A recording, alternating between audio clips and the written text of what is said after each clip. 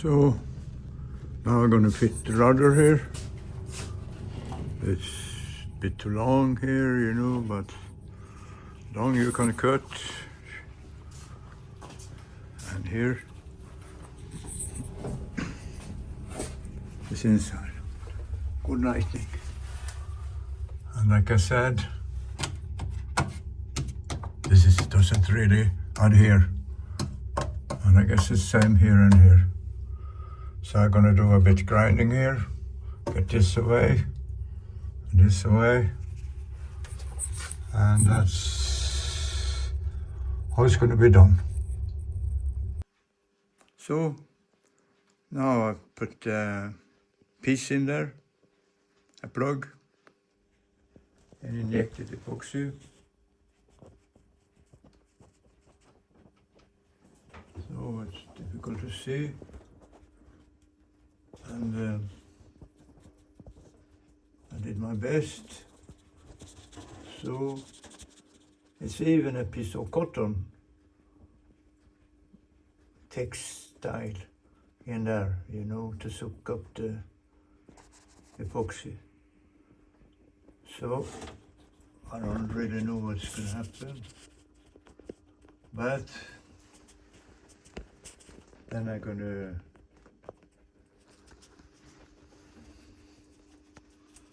test it with water again, take out the plug, test it with water, see what's going to happen. Hello friends, this is Yrvind. I'm trying to get the plug out, but it doesn't really help. So I have to try it from the other side. So from the bottom, I try to knock it out.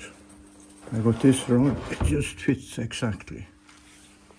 And I use a hammer, it doesn't work. I got a bigger hammer, doesn't work either. So finally we have a breakthrough here. Here's the little thing.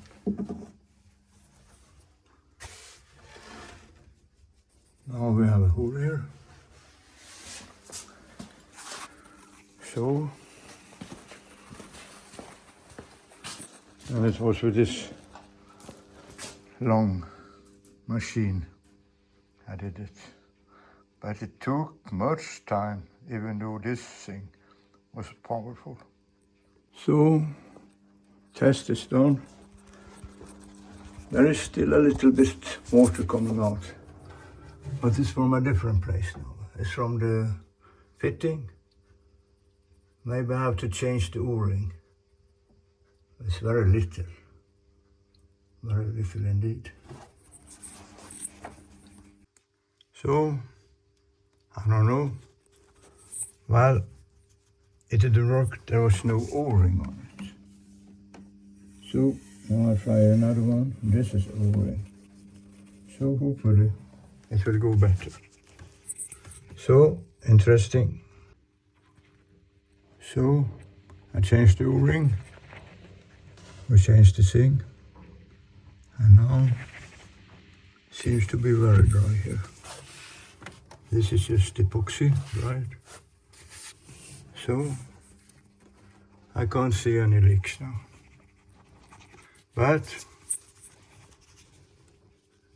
don't be happy yet. I now go for lunchtime. When I come back after a long time, if it's still dry, then I'll be happy.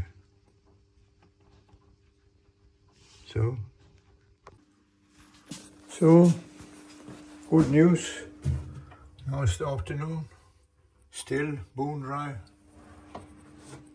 Well, we take a little bit more water. So more water is done, still bone dry. Well, here is something. It's difficult to explain to people who don't understand the problem. But water salt water in a boat is no good because it's never really dry. But a big boat can tolerate more salt water. A short passage can tolerate more salt water. In the tropics, you can tolerate more salt water. Small boat can tolerate less. Long passage can tolerate less. High latitude can tolerate less. So, as far as I know, I'm the only one who does small boats, long passages in high latitudes. Well, if you know about anyone else, let me know, because it will be interesting to hear about a kindred spirit. But I think this is an interesting problem. Well, interesting problem means it's like a challenge. You have to use your brain a bit more. And when you succeed, you're happy. So if the problem is too easy, well, no really satisfaction of solving it. But now, you see, after several days, leak in the front, leaking in the back, and here is still dry. Nothing come out. So this is a good thing. And I feel good about it. So this is what people like to do, feel good about things. So all the water came out into the bucket through the copper pipe. So things are good. I will sleep well tonight. This problem is done.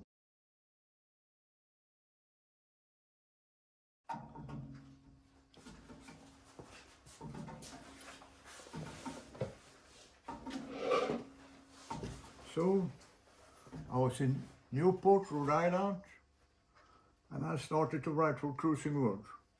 Things was good, and I became well known among the small group of yachting people in Newport, and was invited to many parties. As one of those, I met Dick Newick, a yacht designer devoted to multi-hull concept, who had produced some outstanding boats. Among them was a 40-foot proa, which had came third in the 1968 single-handed transatlantic race, crewed by Tom Follett. An outstanding achievement which has surprised the yachting world. Having built a proa myself, I was very interested in the concept and had read their book, Project Swish, with great interest. I had been introduced to Tom Follett at the marina and invited him to have a look at my boat. Apparently, Breeze must have made a good impression on him, because he told Dick what a good boat builder I was. Dick needed help building 3 small world-class trimarans for the 1976 single-handed race. He resided on Martha's Vineyard, an island south of Boston, with harbors, beaches, and scenic attractions. It had become a summer resort for the rich. He asked me to come and work for him. I said it would be very interesting, but that I did not have a work permit. He said he did not think we had to worry about that. Excited and eager, it did not take many seconds to accept his offer to sail over to the island. Martha's Vineyard is best known for its Chappaquiddick Dick, where Edward Kennedy had an accident, and for being the place where the film Jaws was shot. Dick, being so well known, I had expected to come to a big company. Therefore, I was surprised to find out that he worked alone in a small room in his house and in a shed in his backyard. The boats were built in a garage out in the middle of nowhere by two young men who soon became my friends. Their previous claim to fame was building a boat guaranteed to sink, the one used in the film Jaws. If the conditions were primitive, the concepts and technology were more advanced. My learning curve took a steep climb upward. I was introduced to epoxy, Kevlar, and carbon fiber. I learned how to make plugs, full-scale models from which female molds could be made. They, in turn, were used for the actual composite construction. Dick soon became my teacher and supporter. He took me sailing in his trimaran. He introduced me to important people. He lent me tools and got me materials to improve my boat with. I spent the summer, autumn and winter in my boat on the island. During the cold months, I heated her with a toaster I had found in a thrift shop. It cost me $1. For another $1, I got an old projector for slides. I like it, for it was small and simple. It had no magazine. For each new slide you shoot, you have to insert a new one. It was $2 well spent. I have always been a bit of a clown. Now when people had parties, they often asked me to bring along my pictures and do some talking about my voyage. In that fashion, time passed quickly. And by then I also had got some good ideas for next boat. I decided to sail back to my mother, who I had not seen for many years, and build it in Sweden. I left Martha's Vineyard and sailed out between Nantucket and Cape Cod. The wind was light, the sight was clear, and when night came, I had cleared the last buoys and was up in open seas. But the wind increased to gale force. I was now on the school banks of St. George, and the sea became very steep.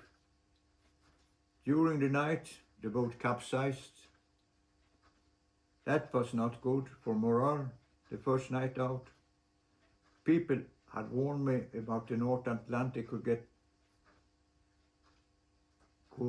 be cruel at those latitudes in March, when the winter not always had given way to spring. But I had much confidence in my boat, so although now